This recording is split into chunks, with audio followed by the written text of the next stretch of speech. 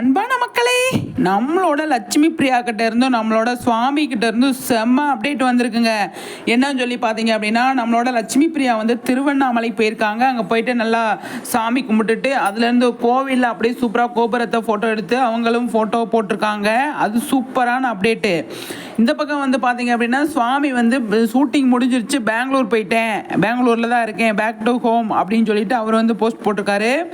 சூப்பருங்க. ஷூட்டிங் ஸ்பாட்லேருந்து போய் அவங்க வீட்டுக்கு போயிட்டு வந்தாங்க அப்படிங்கிறத வந்து சொல்லியிருக்காங்க. காவேரி வந்து லட்சுமி பிரியா வந்து திருவண்ணாமலை போயிருக்காங்க. அங்கே போயிட்டு அண்ணாமலையாரை வந்து தரிசனம் பண்ணியிருக்கேன் அப்படிங்கிற மாதிரி அழகாக வந்து போஸ்ட் போட்டிருக்காங்க. நல்லா இருக்குது, பார்க்குறதுக்கு சூப்பராக இருக்குது இல்லையா? அவ்வளோ நல்லா இருக்குது. நம்ம சுவாமியும் அப்படி தான். இங்கே பாருங்கள், இது அவரோட வீடு, சுவாமியோட வீடு.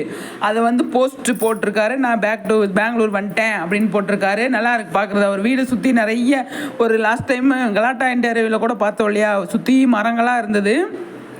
அது அழகாக இருக்குது அப்படிங்கிறது தான் அவர் அங்கே இருந்து எடுத்து நமக்கு போஸ்ட் பண்ணியிருக்காரு. சூப்பருங்க. அடுத்த மந்த்து நெக்ஸ்ட் மந்த்து தான் அவங்களுக்கு வந்து மேலே தான் ஷூட் இருக்குது போல். அதனால் வந்து சூப்பரான விஷயம் பண்ணியிருக்காங்க. நல்லா இருக்குது. சுவாமியும் சரி லட்சுமி பிரியாவும் சரி அவங்களுக்கு அவங்க வேலையை கரெக்டாக பார்க்குறாங்க. அது நம்மக்கிட்ட சொல்கிறாங்க அப்படிங்கிறது தான் நல்லா இருக்குது பார்க்குறதுக்கு இல்லையா மக்களே?